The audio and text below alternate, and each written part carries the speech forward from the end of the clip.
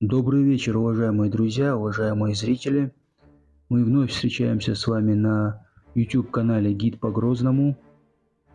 И тема сегодняшнего выпуска – это историческое событие под названием Алдынское сражение. Произошло оно на территории сегодняшнего Грозного, а именно на территории села Буланюрт.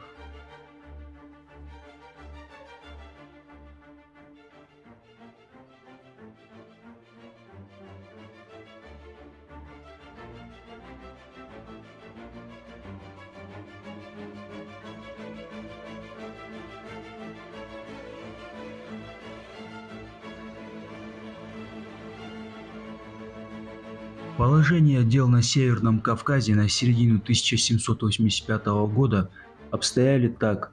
Для укрепления влияния Российской империи на Кавказе была возведена Азово-Моздокская укрепленная линия. В ответ за этим последовало освободительное движение горцев Чечни и затем всего Северного Кавказа против колониальной политики России, которую возглавил первый имам Северного Кавказа шейх Мансур. Командование русской армии приняло решение провести карательную экспедицию вглубь Чечни для подавления восстания.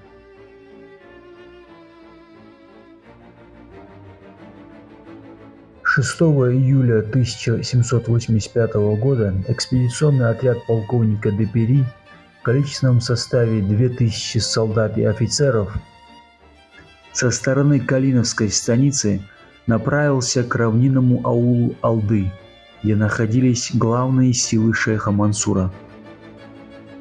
У реки Сунжи они оставили часть астраханцев гренадерского полка для защиты переправы. Другим, в свою очередь, небольшим отрядом заняли средний пункт для обеспечения себе обратного пути. Подойдя ближе, Депери разведал, что жители покинули селение, и отдал приказ солдатам сжечь его. Уничтожив аул, войска стали отходить к переправе через Сунжу. Колонна двинулась в обратный путь, но как только она вступила в ущелье, была окружена со всех сторон войсками Мансура, которые были прикрыты небольшим лесом. Горцы, не чувствуя особого урона, поражали отряд меткими выстрелами. Как только отряд Депери дошел до гущи леса и углубился в него, началось сражение. Алдынцы вместе с подошедшими к ним на помощь жителями соседних аулов атаковали отряд Пери. Войска, сдавленные с двух сторон, попали в окружение.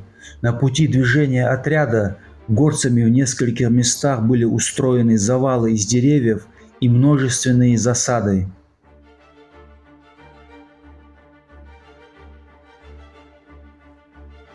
Под перекрестным огнем, ценой больших потерь, с боями они продолжали продвигаться к переправе через Сунжу. Колонна, пройдя первую версту сквозь лес, уже потеряла большую часть арьергарда. После многократных попыток отбить у неприятеля взятую ими пушку, капитан Казин и несколько солдат вышли вперед колонны и стали защищать переднюю пушку. С флангов горцы наседали с натиском, врезаясь в шеренги боковых цепей. Несмотря на это, отряд двигался вперед, но когда подошел к тому месту, где оставлен был резерв для защиты прохода, перед ними предстала страшная картина. Все солдаты и офицеры были перебиты.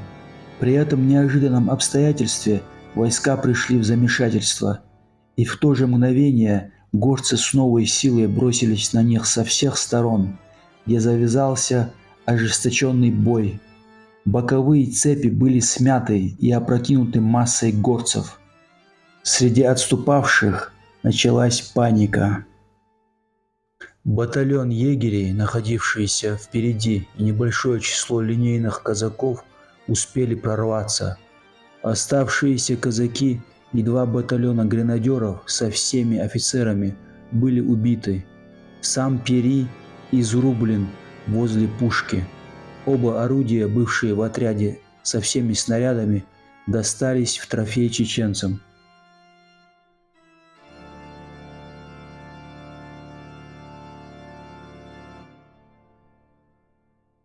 Оставшаяся маленькая часть отряда с большими потерями вышла к переправе.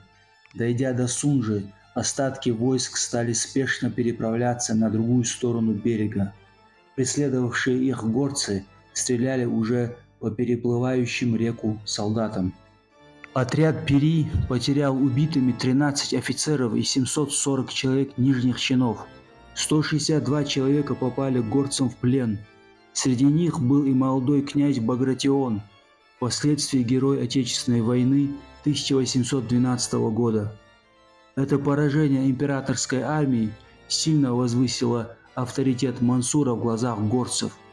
Успех войск шейха Мансура быстро распространился на Кубань и Кабарду.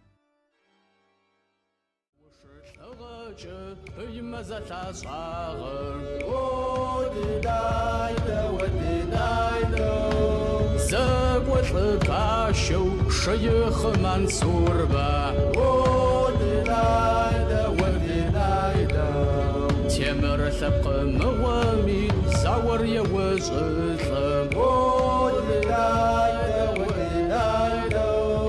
Авиши хорошками тешер запептыха